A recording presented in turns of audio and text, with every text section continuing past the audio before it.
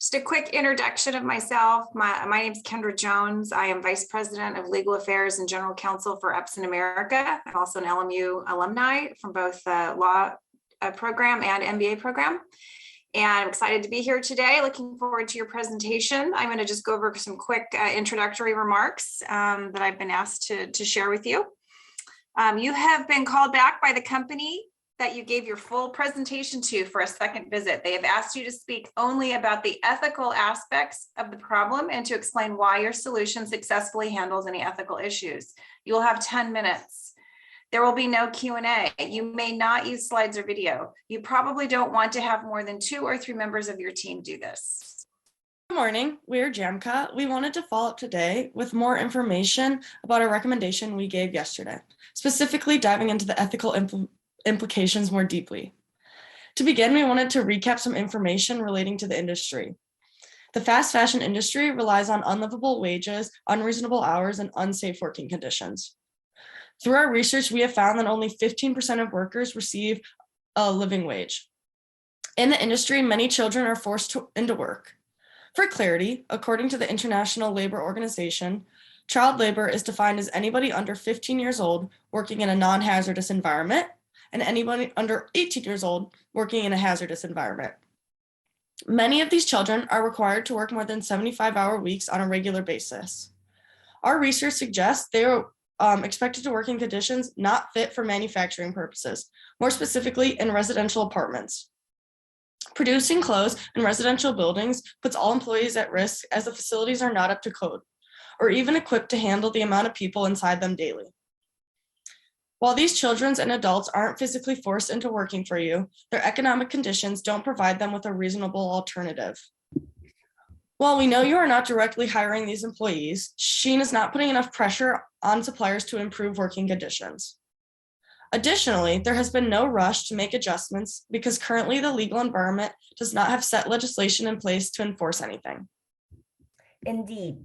Looking at the legal environment for supply chain transparency, there are 3 main laws that are currently in effect: the California Transparency and Supply Chain Act of 2010, the UK Modern Slavery Act of 2015, and the Article 36 labor law in China. However, none of which is doing a good job in actually enforcing it.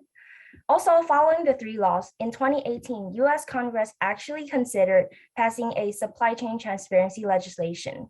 However, the law did not end up being passed. So we can see that the legal environment for supply chain transparency is currently weak without a strong legislation enforcing it. And because there are no external forces to regulate this issue, being an ethical company becomes a choice instead of an obligation. Therefore, Shein has to make the choice. You have to take the problem in your own hands and make efforts towards becoming more ethical to hold yourself accountable. We recommend that Shein hold its supply chain accountable by making supply chain information available to the public and requiring third-party audits of its entire supply chain. Releasing supply chain information is critical because transparency is the first step to being held accountable, which helps Shein become a more ethical company. If Shein does not release their information, they are able to hide the truth. As a company that has a supply chain transparency statement, it is important that they begin to become transparent. Since this information is getting released to the public, it is going to be important that Shein works to correct its wrongdoings. This is why we recommend that Shein uses a third-party audit. Audits from third-party organizations have some benefits that could help you increase your accountability. First of all, using third-party auditors allow the assessment to be more neutral and without bias. Also, as these professional auditors have industry-wide knowledge, they can provide expert opinions on necessary recommendations. And because of the non-biased as well as the professional nature of these independent auditors' opinions, the results are likely to be more accurate as well as credible. So all of these benefits of a third-party audit contribute to increasing Shein's accountability.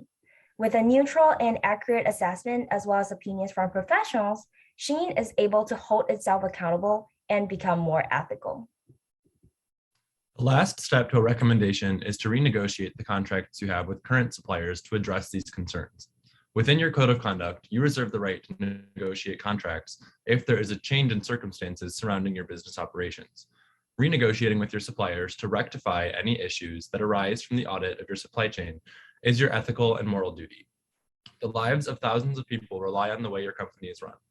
Altering Sheen to prioritize ethical behavior is a step that can impact the lives of thousands of employees and their families by providing them with decent and fair work. This step in our recommendation is ultimately what will help turn Sheen into a more ethical entity. While the first two steps of our recommendation revolve around finding the problem, this step revolves around rectifying your wrongdoings. This step of our recommendation is the step that enables you to redefine your company values. Prioritizing employee well-being and fair labor practices is the ethical thing to do. By altering your contracts in a way that doesn't treat employees as mere tools, you are demonstrating your commitment to a more ethical and sustainable future. Before solidifying our recommendation above, we went through and thought about all possible alternatives. The first one being vertically integrating the supply chain. This could be beneficial for Shein because it would increase control across the supply chain, but we ultimately found it very time extensive and it could cost a lot of money. It is also not in Shein's area of expertise. We felt it was important to focus money, time, and expertise on other parts of the business. The next recommendation we put into consideration was just recommending Shein manufacture fewer clothes. We quickly felt this was not the appropriate route for Shein to take because Shein's business model revolves around fast fashion. Fast fashion is defined by the Ethical Trade Initiative as design, manufacturing, and marketing methods focused on rapidly producing high volumes of clothing. If you produced fewer clothes, you would ultimately be changing your entire business model. The final recommendation we did not choose was recommending that Shein only replace suppliers. While this would help keep Shein an arm's distance away from their problems, it would not fix any of them occurring within the workplace. It would most likely just start the problem over and have the cycle continue at a new supplier without increasing any accountability or addressing the problem head on. So, why even change your business tactics at all?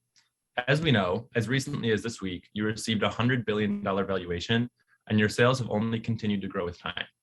A reasonable concern that shareholders may have is how implementing these recommendations may impact the bottom line and therefore their profits.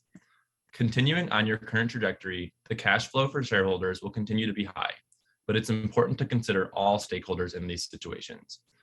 Increasing the price of a garment or decreasing profit by a minimal margin can have profound positive impacts on another human being. It will also address all of the customers who are worried about sustainability of the brand. While there is some level of risk involved in the implementation of our recommendation, we believe it is unethical to prioritize shareholder benefits over the well-being and safety of another human being. We cannot rationally recommend that every business in the same situation as Shein rely on questionable working conditions to make a higher profit. It is up to you, the Shein Board of Directors, to step up and value honesty, compassion, integrity, and fairness, even if that means losing some money along the way. A company's character, like that of a person, is determined by the actions you take when nobody is looking. It is important that these values are prioritized because accountability and transparency are directly correlated with these values. Choosing profits cannot be justified when the money is earned on the backs of hard workers. These workers are people, not just tools, and they deserve to be treated as such. Since Shein is an industry leader, it's important that they take accountability for their actions and take it upon themselves to become a more ethical company. Thank you. So much. Really great job. Your team worked really well together. I think it's a really important and interesting topic. So kudos to you for choosing a really interesting and important topic. And I learned a lot. So thank you for that opportunity.